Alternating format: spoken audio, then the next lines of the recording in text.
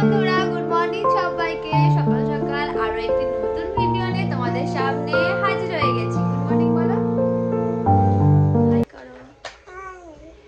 তো সকালবেলা আমি আজকে অনেক ভোরেতে উঠেছি, উঠে ওয়ার্কআউট করেছি, তারপরে স্নান সেরে পুজো দিয়ে নিয়েছি।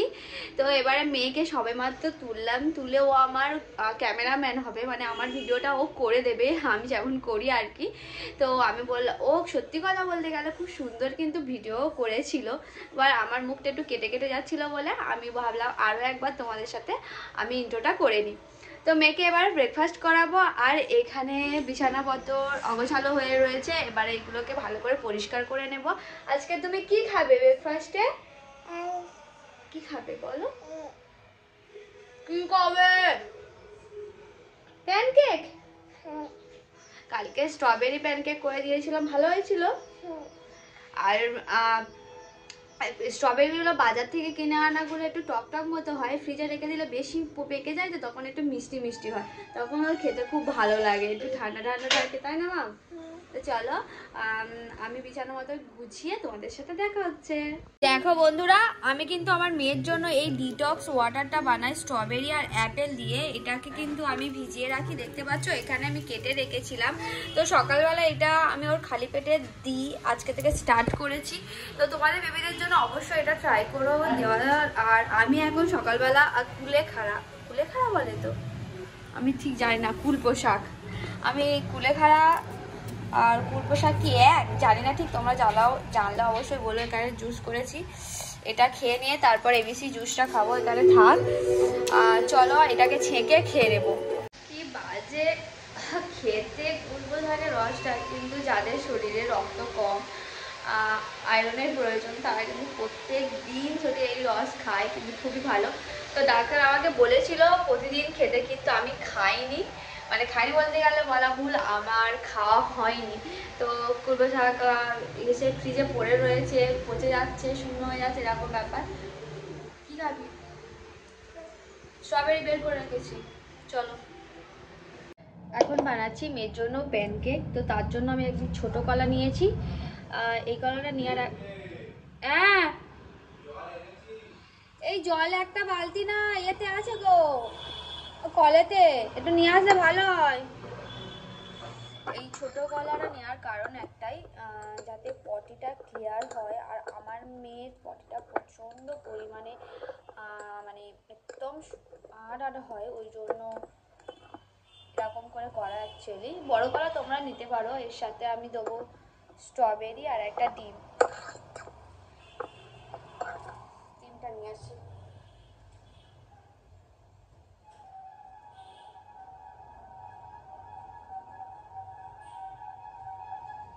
যেহেতু স্ট্রবেরি প্যানকেক করব, তো তার জন্য এখানে স্ট্রবেরি দিয়ে দেবো। তো মিক্সারটা পুরো আমার রেডি হয়ে গেছে।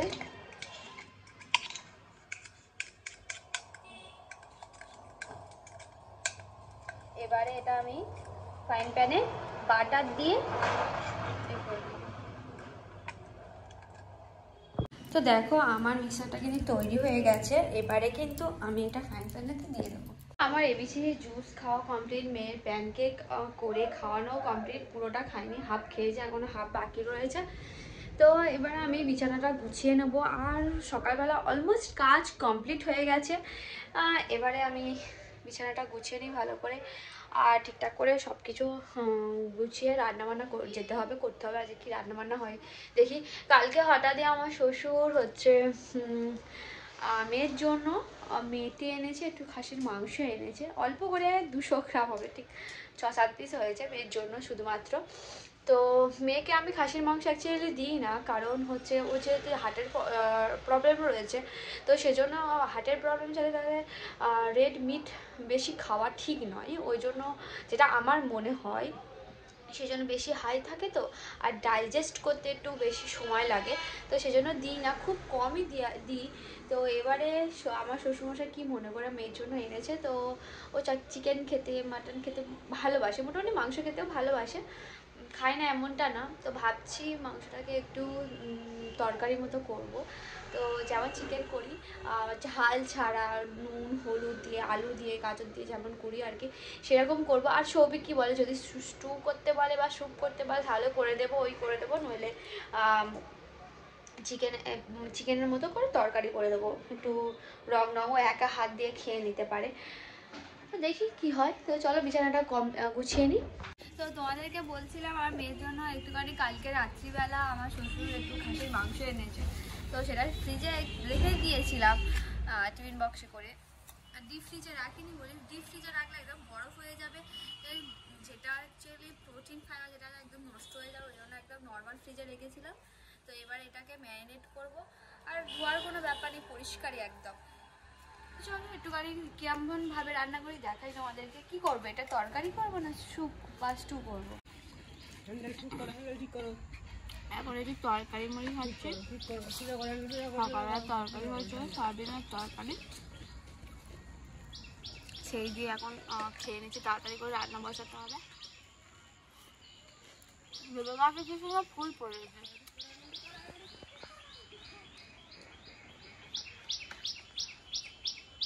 এই ফুলটা দেখতে পুরো রজনীগন্ধার মতো। রজনীগন্ধার ফুলগুলো এরকম পুরো লম্বা লম্বা হয়, তো এটা একটু ছোট ছোট হয়, কিন্তু সেন্টগুলোও খুব সুন্দর। আর মৌমাছি পাখি সব ভর্তি হয়ে গেছে। এটা সেন্টটা খুব সুন্দর সেন্ট, এখানে বসে থাকলে এত সুন্দর সেন্ট বেরোয়, দেখো ভর্তি একদম। আর এখন তো বসন্তকাল, পুরানো পাতাগুলো পড়ে নতুন পাতা গজাবে, প্রত্যেকটা গাছ দেখতেও খুব সুন্দর লাগে।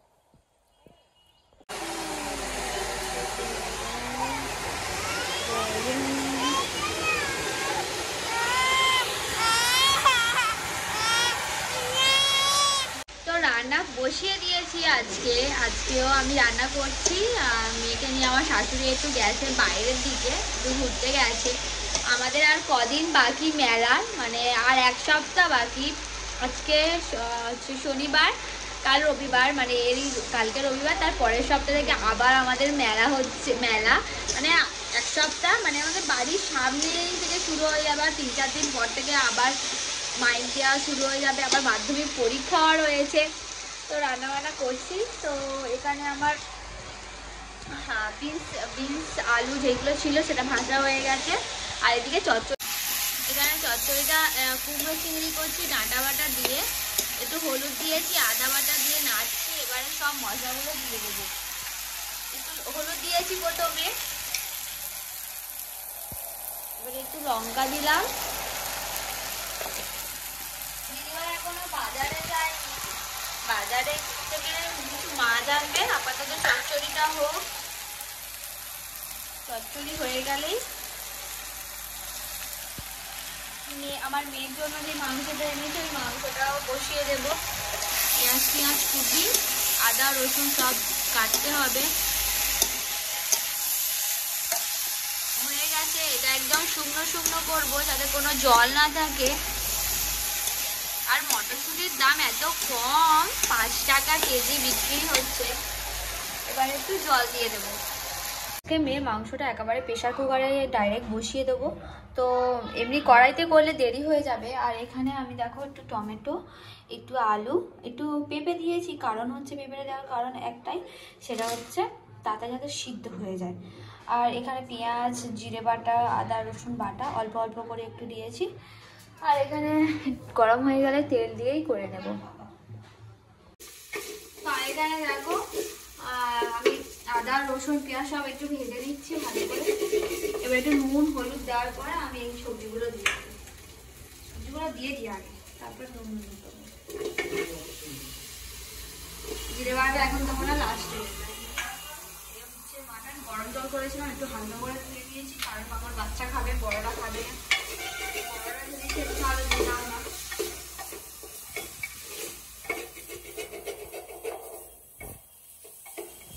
হালকা একটু প্রথমে নুন দিয়ে দেবো।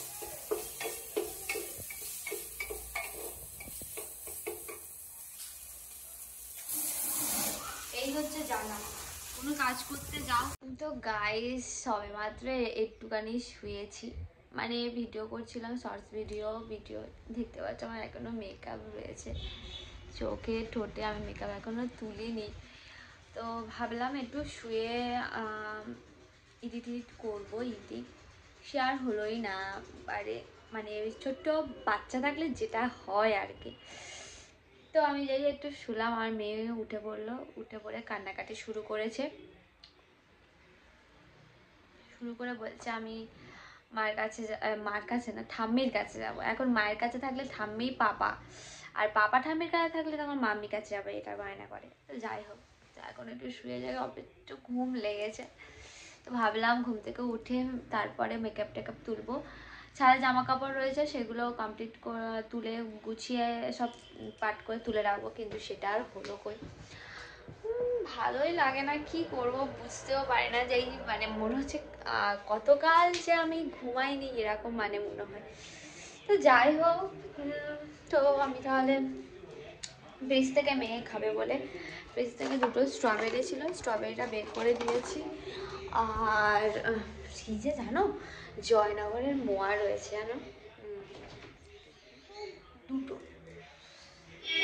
মোয়া রয়েছে। তো জয়নগরের মোয়া তো সবারই প্রায় ভালো লাগে। তো আর এক পিসই পড়ে আছে আমার জন্য, এটা যদি না আমি খাই তো আমার ভাগ্যে আর জুটবে না।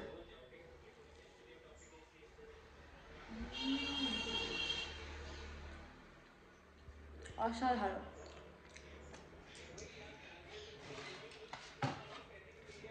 আমি একটা কথা বলতে তোমার সাথে, আমি আমার মেয়েকে নিয়ে চেক আপে গেছিলাম বিএমবিল্লাতে। তো ওখানে আমার জিজ্ঞাসা করছিল তোমার বাড়ি কোথায়। তা আমি বলেছিলাম আমার বাড়ি জয়নগরে। তখন হ্যাঁ একটা বয়স্ক মহিলা বলে যে তোমার জয়নগরের বাড়ি যেখানে, তাহলে খুব তো জয়নগরের মোয়া খাও। তো আর কথার পরিপ্রেক্ষিতে আমি বললাম যে বাড়ির কাছে মোয়া হয়ে গেলে যেমন একটা হয় আর কি, ভালো লাগে না, সেরকম আমাদের ভালো লাগে না। তবে এই বছরে একবার খুবই ভালোও লাগে, আর কোথাও আত্মীয়র বাড়ি গেলে তখন এই মোয়া গুড় নিয়েই যায়। তো যাই হোক বন্ধুরা, আজকের ভিডিও তাহলে এখানেই এন্ড করছি। আবার নেক্সট ব্লগ কালকে আসবে। তো আশা করছি তোমরা ভালো রয়েছো, আর আমার ভিডিও তোমাদের খুব ভালো লেগেছে। যদি ভালো লেগে থাকে অবশ্যই একটা লাইক করো, আর চ্যানেলটি সাবস্ক্রাইব করো, আর ভিডিও তোমাদের কেমন লাগছে কমেন্ট করে জানিও। টাটা বন্ধুরা।